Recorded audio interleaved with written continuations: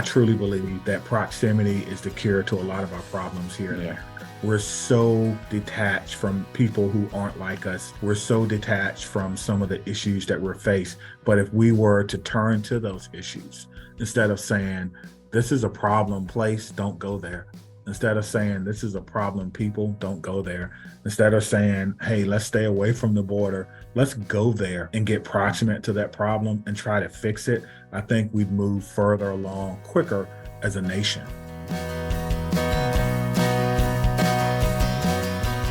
Welcome to the Legacy Project. My name is Jim Copple. I'm the president of the Servant Forge Foundation. We're an organization committed to leadership development with a specific focus on service. We interview people on this podcast about the legacies they have inherited and discuss the legacy they want to create. Our legacies are about core values and beliefs that we have inherited from a previous generation and are about to pass them on to the next generation. Become part of this project of being intentional about legacy. What is the legacy you choose to create?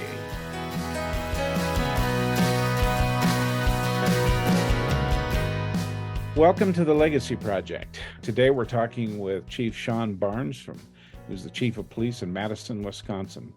I first met Shon when I was co-facilitating the Council on Policing Reforms and Race for the National Policing Institute, and was impressed by what I'm calling the next generation of leaders that are emerging in policing.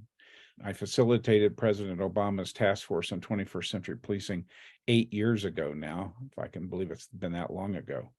But it was a different generation, and we didn't have a lot of young law enforcement officers or emerging leaders on that task force. We had seasoned veterans and people who were experienced in dealing with the issues of reform. Interesting enough, since that task force, there have been 133 task forces, councils, and working groups looking to try to reform policing. Shon is a true leader in this field, and we're really glad to have you here, Shon. Thanks for being a part of this. Thank you for having me, James, and I'm glad we were able to work this into, I know, your busy schedule and my semi-busy schedule, but I know you travel a lot, and thank you for agreeing to have me on. It's interesting to me, you were assistant chief of police in Salisbury, North Carolina, right? That's correct, yes. Interestingly enough, my daughter works for Ancestry.com, and in kind of researching my legacy, my family history on the Copple side migrated from Germany to Pennsylvania and then to Salisbury, North Carolina. And wow, okay. Yeah, our family history is there. They eventually moved on to Indiana and moved west, but Salisbury, in fact, I'm going to be in Salisbury in June, kind of exploring some of our family history. So that's great. That's great. Yeah. Make sure you get some cheer wine. It is a soda similar to Dr. Pepper, kind of a cherry blend. It is only sold in North Carolina, but it's manufactured in Salisbury. And make sure you spend some time on Hoorah Street, which was named for the revelry that occurred there, about 100 years ago. And a funny story about that street is that Andrew Jackson, when practicing law, was there, and he stayed on Hoorah Street. But when he left a $47 tab that he didn't pay for booze and revelry. And so I'm sure there was a lot of money in those days. Well, that's one of the claim to fames of Salisbury, but it's an amazing town. Yeah, I'm really looking forward to it. I've never been there. Shon, where are you from originally? Originally, I am from a small town called Murfreesboro, North Carolina, not Tennessee. Yeah. It is on the coast in Northampton County, which borders Southampton, Virginia. Most of the people, when I was coming up, would graduate, learn how to weld, pipe fit, or some other trade, and then they would go and work at Newport News Shipbuilding, which is about a 45-minute drive north. And you can make a pretty good living for yourself. Indeed, most of my family did that. But it's an agricultural town. It's a tight-knit town. It's a Bible Belt town. And I really, believe it or not, I enjoyed my time growing up there. I learned a lot of great lessons about hard work and about family and about community, and I take a lot of that with me in my everyday travels as a police chief. Mhm. Tell me about your family that you grew up with. Yeah, so I grew up with my mother and my stepfather. My mother was young when she had me, about 16. And she originally came to Wisconsin, actually to live with my uncle, who was a student at UW, but that didn't work out and returned. I grew up in community housing, which was, not probably what they set out it to be, back in Mhm. those days in the mid 70s. My stepfather was always in my life from the time I was a baby. But in those days, he couldn't live with us. You were not allowed to have a man in the house. And so he would get off of work, he would come home or I would say home, and he'd stay till about 9 o'clock, and then he would go home so that my mother wouldn't lose her apartment. He Mm. subsequently started a business, and my mother became a physical therapist assistant, and we moved from there about the time I was in middle school. So just growing up, around a tight knit family and community housing, really kept you out of trouble. And My parents are both very smart. It kept me into academics and things of that nature, and helped with my development. But it was always people around. It was always family and friends, and we really shared in that great sense of community that I really think is a hallmark of some of the smaller cities you find in the South. You have siblings? Yeah, so we're all spread out a little bit. Hmm. So my mom had me young, and then she waited about almost 13 years later Wow. and had my brother, and then 16 years later, from me, she had my sister. So we all kind of had our time with mom. My brother is a police officer in Durham County, North Hmm. Carolina. He's a detective there, and my sister is a daycare provider. My brother and I are both Marines, and just from a sense of service and having something greater than yourself is what our parents always taught us. So, he's followed in my footsteps a little bit, uh, Hmm. but we are a service oriented family, and he actually began his career in Asheville. So Oh, he was there cool. for a while and then left Asheville for Hmm. Durham. Hmm. So, in terms of this concept of service that you talk about and other values, who are the influencers in your life? Who are the people who helped shape who you became? Yeah, that's an excellent question. I think it's a mix of people and institutions. And I think in regards to people, obviously, my grandmother. Mhm. We come from a very high matriarchal family. The men in my family do all the cooking, believe it or not. I'm a great cook. My uncles were excellent cooks, Yeah. grilling and things of that nature. But my grandmother was very kind and sweet, but also the strongest woman I know. She was the end Mhm. of every argument, and sometimes the beginning, depending on what it was. But just a hardworking family. She made everyone go to church, and that was all parts of church. That was Sunday school, if you remember that. Yeah. Uh, that's worship service, and then after worship service, there was another service called Fellowship Hour, where people got together and they fellowshipped over song and stories and things of that nature. And she kept everyone in that. She had 9 children, eight of Mm. which lived within 2 miles of her home.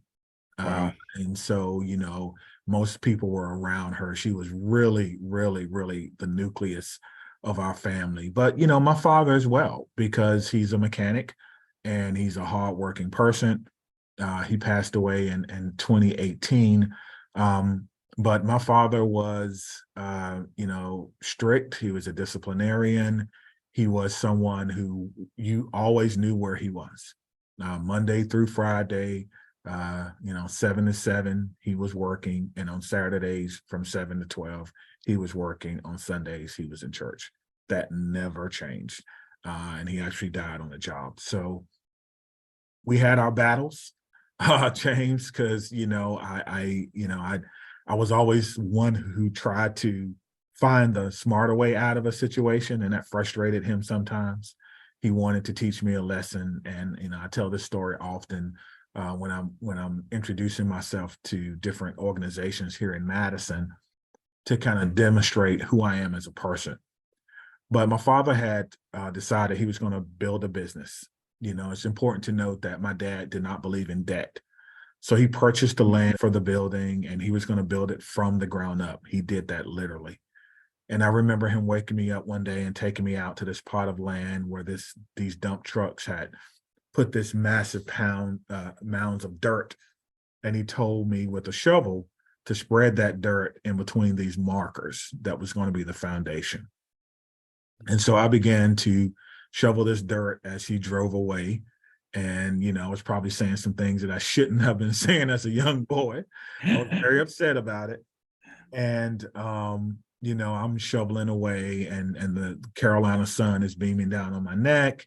And it gets to be about 11 o'clock. And, this is the part of the story I always tell people where you expect to hear me about how I, one shovel at a time. And that's how you get things done. And I learned this great lesson. Well, that didn't happen. I put that shovel down and I walked and I found a farmer who was down the road. And as a boy, I convinced this man to let me have a tractor with a spade on the back.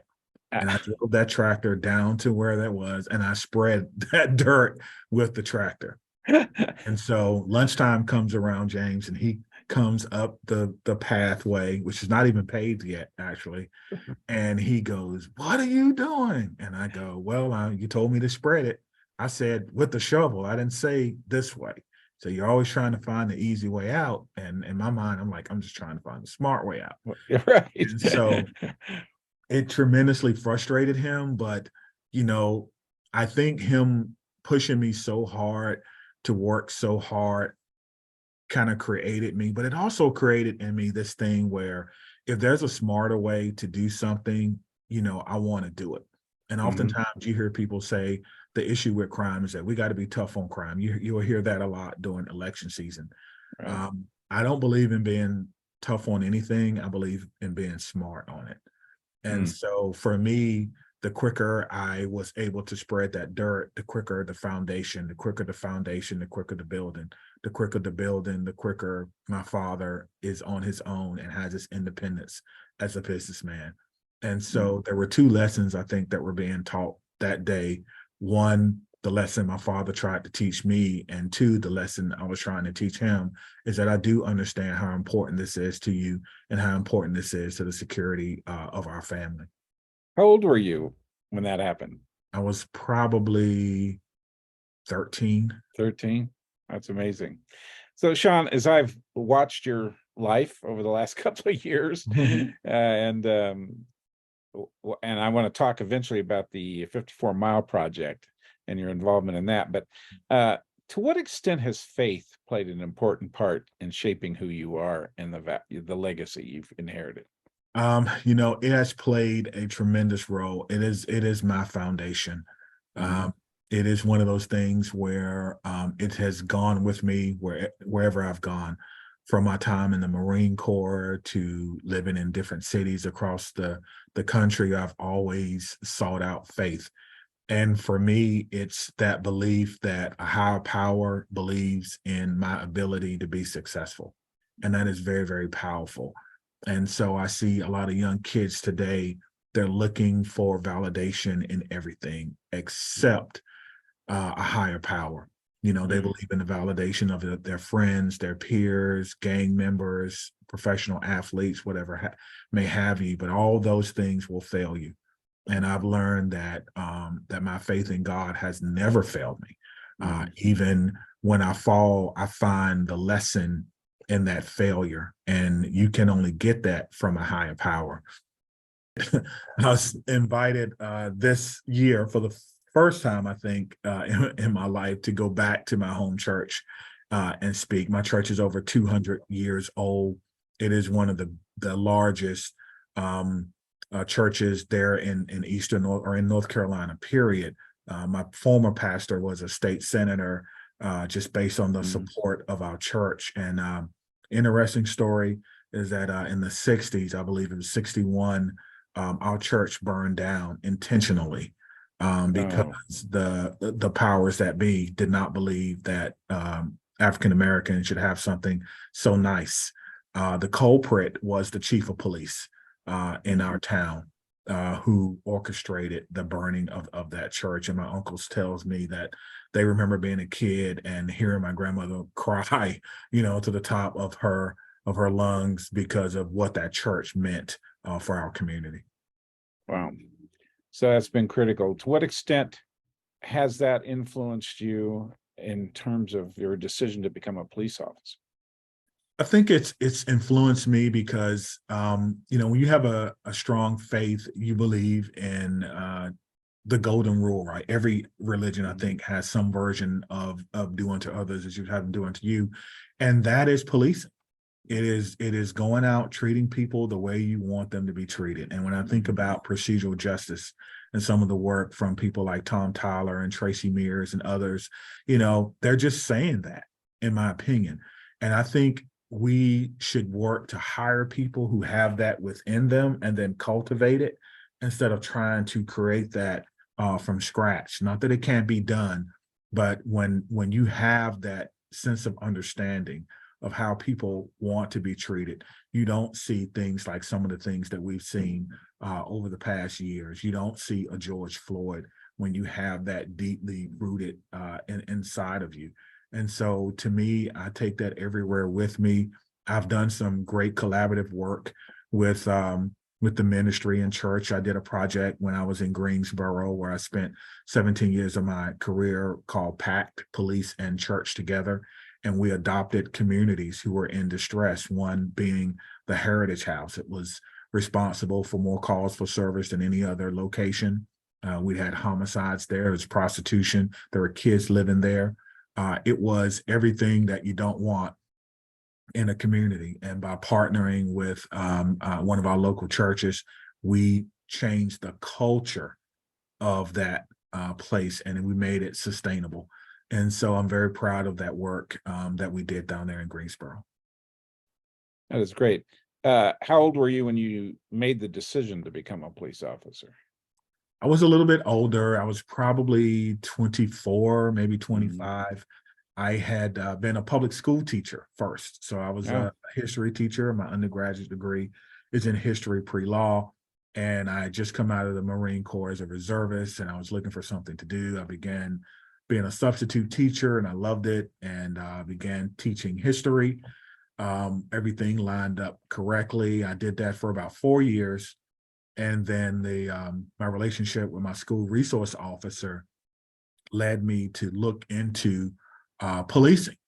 And I oh, was teaching at a school in northeastern North Carolina called Bertie High School in Windsor, North Carolina. And so I was doing that. And then, of course, I met my wife, who was going to medical school at Wake, and I was like, "Hey, we can do one or two things. One, you can quit medical school and come live with me on my $25,000 a year salary, or I could probably quit teaching and head over to Winston-Salem, where Wake Forest is, and maybe try to do something different, if not teaching." And so yeah. I found policing, and it all worked out. I think I made the right choice. Yeah, absolutely. It's interesting. That's another area we have in common. I'm a former high school history teacher. Uh, Get out of here. Okay. yeah. How about that? In fact, Sean, the funny part of that is I've been teaching college at Boston College, and my area of specialization was medieval church history. Then I switched to Johns Hopkins, where I then focused on early American history. And I went to Western Kansas, a small town, Garden City, Kansas.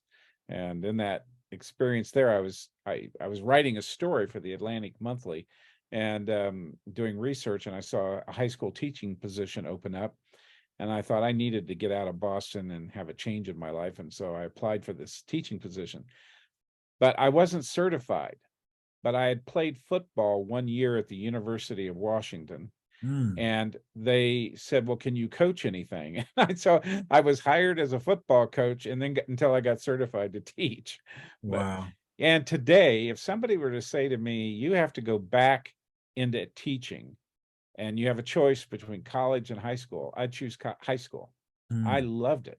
It was Yeah, a great experience. I loved it too. And James, we have so much in common because I lived in Boston. I lived in Jamaica Plains. Oh, you did? Yeah, I worked at the Burger King on Huntington Avenue Yeah. across from Northeastern University. Yeah. And, I really enjoyed my time there as well. So, yeah, Yeah, I lived in Quincy. I went to Eastern Nazarene College okay. and then went and eventually taught there. By the way, folks, we're talking to Shon Barnes. He is the chief of police in Madison, Wisconsin, and has had an interesting and diverse career and one of the really leaders in policing today in the country. And we're fortunate to have him a part of this. So tell me a little bit about the 54 Mile Project. I've seen the I don't want to call it a video, but it's a movie almost. I've seen that and really impressed with what motivated the three of you, right, Yeah. to do this. Yeah, so the 54th Mile Project is a short film documentary which documents a walk that myself, Tariq McGuire, who's deputy chief in Arlington, Texas, and Obed Magni from Magni Leadership, who was a police officer in Sacramento at the time. We're all NIJ lead scholars, and we met through that program and developed a friendship. And the documentary details our 2.5 day walk from Selma to Montgomery, where we retrace the steps of John Lewis and Dr. Martin Luther King Jr. in an attempt to understand more about the relationship, the complicated relationship between policing and a free and democratic society. And along the way, we met so many interesting people and we were able to document some of those interactions. And part of the film really is us sharing our experiences and how we grew from that walk. It was the idea of Tariq, who had went to Selma for some event and decided to take his kids across the bridge and began to feel this sense of obligation to tell the story from the lens of Black men who are in the profession of policing at a high level and who are responsible for policy and culture. And so when he brought that to me, I was like, okay, so you want me to walk 54 miles for what? And Obed, who is 100% energy and caffeine, Yeah. was like, "Yeah, let's do it, let's go." And it took a little bit of convincing for me. We kind of put it off a couple of times because of scheduling, and then the George Floyd, Derek Chauvin incident occurred, and it took no time for me to book my plane ticket and my hotel and said, we got to do this and we got to do this now. We've been planning it and things are getting worse. We have to get our story and our perspective out because we could be helping someone prevent the next incident that, quite frankly, shocks the conscience of America. And so we did that walk. We've turned it into a short film. It is now going to be turned into a curriculum. We have a grant from BJA, Bureau of Justice Assistance. We're working with the National Policing Institute, formerly the Policing Foundation. The PI on that is Robin Engel, and she's directing us through that process. And so what you will see as an end product is a curriculum on police community engagement, getting to know and understand your community, because every community has a 54th mile, right? And so the walk, the distance from Selma to Montgomery is 54 miles. We say that that last mile, your 54th mile, is where your discovery begins. It's where you begin to understand your community. And with the curriculum, we're going to encourage people to commit to walking 54 miles in your community with your community members over a series of months so that you can get to know them. Because to be honest with you, James, I truly believe that proximity is the cure to a lot of our problems here in Yeah. America. We're so detached from people who aren't like us. We're so detached from some of the issues that we're faced. But if we were to turn to those issues instead of saying, this is a problem place, don't go there. Instead of saying, this is a problem people, don't go there. Instead of saying, hey, let's stay away from the border, let's go there and get proximate to that problem and try to fix it. I think we'd move further along quicker as a nation. Yeah. I couldn't agree more. That has been a major theme of the work we do in our new project called Act Now, which is funded through Rockefeller, Stand Together, and Joyce Foundation, and where we really work to create proximity. And it's amazing. And regardless of the population or the group, I find the greatest transformation, because we also work in the LGBTQ space and what's happening in that population, and the number of people who have a child or a father who have become LGBTQ or come out, that their attitudes shift. It's just amazing what proximity can do for you. So that's really exciting. So in the 54-mile project, and you kind of spoke to this, but speak more specifically, if you would, what are the values? I mean, because as you were talking, I was thinking, when I was in high school, John Kennedy challenged America to walk 50 miles. Did he And really? I did not he know really, that. yeah. In fact, he was concerned that the military had become kind of lazy and physically out of shape. And so he challenged the military to do that. And then he challenged America to walk 50 miles. And as a 15-year-old, you'll find this interesting. Me and two other guys, we walked 50 miles and beat the Marine Corps record. Oh my goodness. And walking that 50 miles. And then every 5 years, I do a 50-mile hike. Oh, And that's amazing. just to recommit to the principles that I learned in that experience, Mhm, and the sheer exhaustion of it at mhm. times in terms of walking. I live in Utah now, and so I do a lot of hiking in the mountains, but it's still that long journey.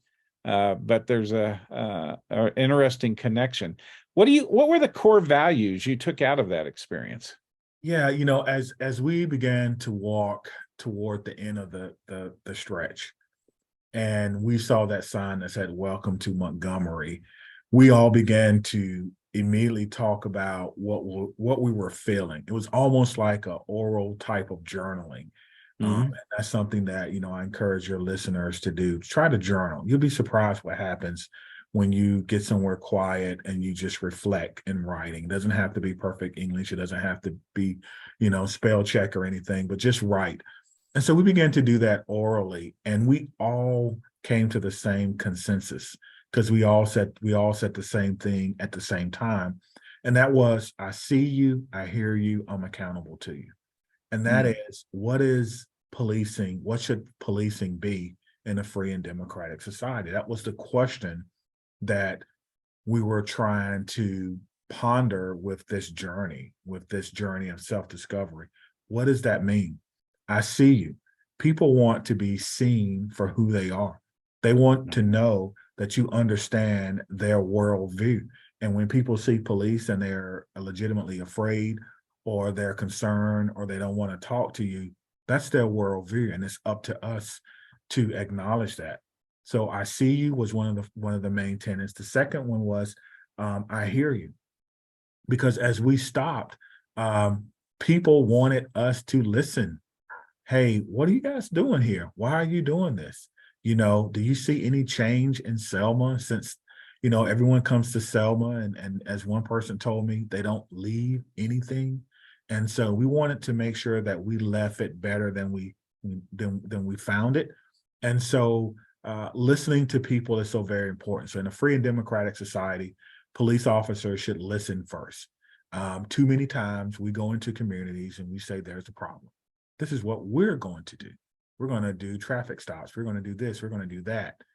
I think it should be the other way around. We should go into communities and say, there's a problem. This is what our analysis shows us.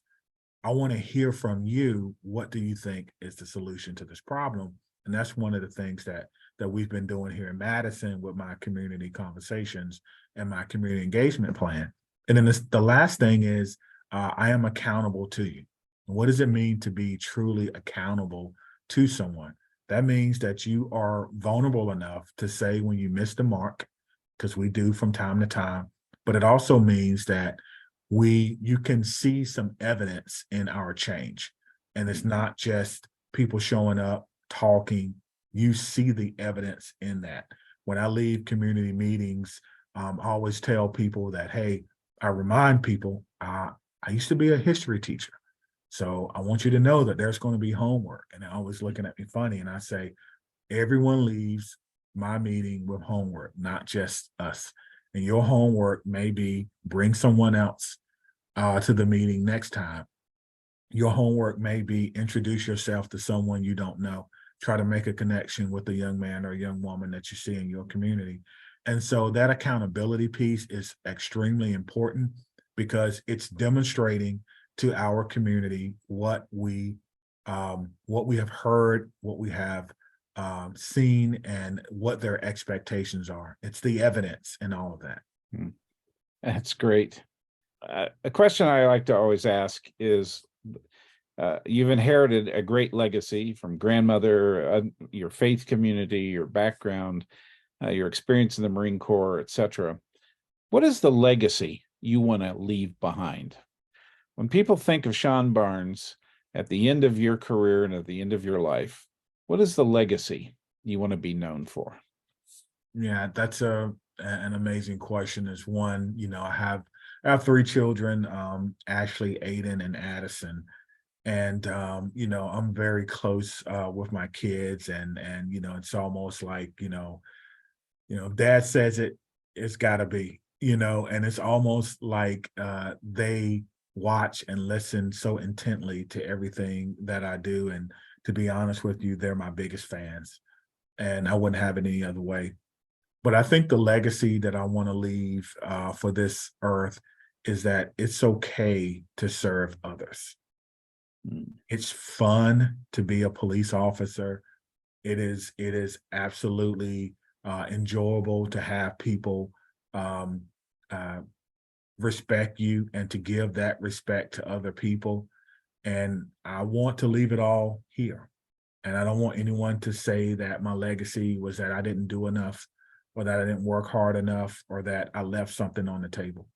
I want, my tombstone to say, here lies a person who gave everything he had to the betterment of people who didn't have it to give.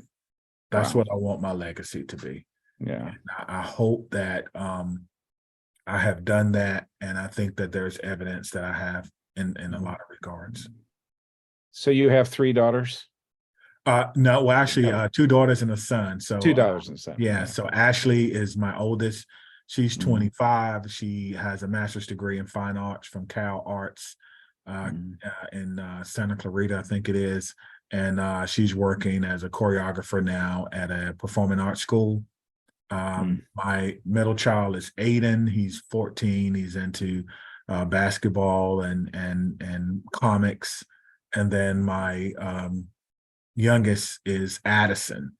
And so they're so different that it's unbelievable. He's 14, she's 12. Aiden will probably be a lawyer for the ACLU, and Addison will probably be a mob boss if those things still exist. But isn't it great being a girl dad? Yes, it is. It really is. It really is. It really Yeah. Well, that's significant what you said in terms of what you want on your tombstone. A question I always ask in these podcasts, and it's taken from a movie called Leap Year, which is a romantic comedy that takes place in Ireland. And the protagonist is asked a question by a suitor that if your house were on fire and you could only grab one thing, excluding people and pets, Mhm. If you could grab one thing, what would you take? That's a very good question. I think I've heard that question before, but I've never actually pondered it. And let me say, I love romantic comedies. I'll just put it out there. Yeah. If I could take one thing, what would I take? Um, so I've been into scrapbooking. Yeah. That's something that I started when I first got this job. People send you so much stuff. You get cards, and you can see some things behind me. Um, for those of you who are listening, and I'll probably grab my scrapbook.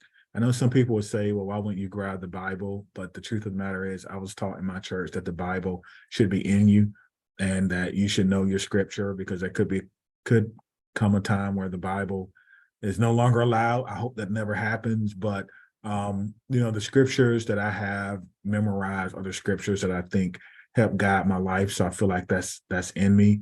So I would Mhm. probably try to grab my scrapbook so that Yeah. when I die, they can see the people who wrote letters and cards. And, I've met several presidents who sent notes about, me working with them. And I think there'll be a great legacy. Plus, I'm a history guy.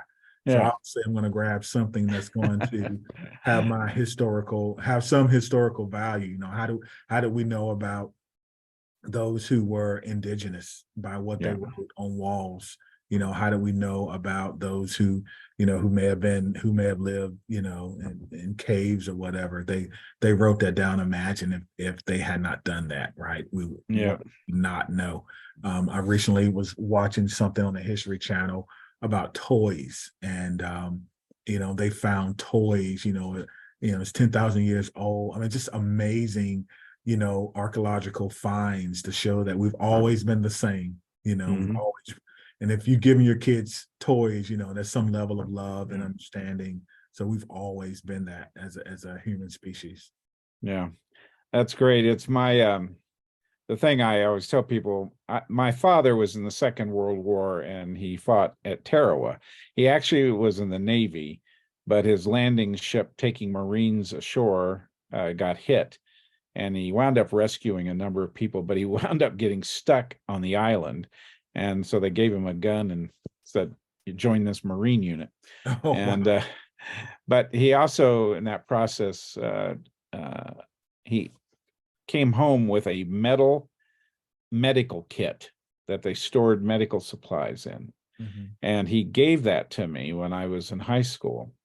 And I keep all the personal things that in my life. I have an early scripture that I put in that. I have a New Testament that I put in that, and I studied in postdoctoral work at Harvard, and so I have my admission card thing that I'm proud of that I put in that box, and that would be the thing I would grab because it kind of does, as you said, chronicle the history.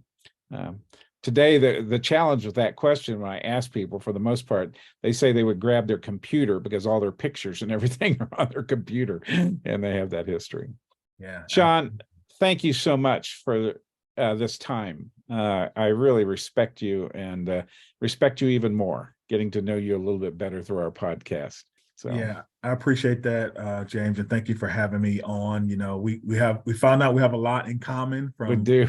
staying in Boston to being coaches and history teachers, and our love for increasing this profession of policing, which is ever evolving and ever Yeah. changing. And we both have taken on the task of understanding what should policing look like in a free and democratic society. So let me Right. say thank you to you for all your work, Well, going back to the 21st Century Task Force on Policing, and from the policing community to you, let me give you your flowers and say thank you, because what you did really transformed policing. So make that a part of your legacy as well. And thank you so well, much for what you've you're done. kind, and I really appreciate that.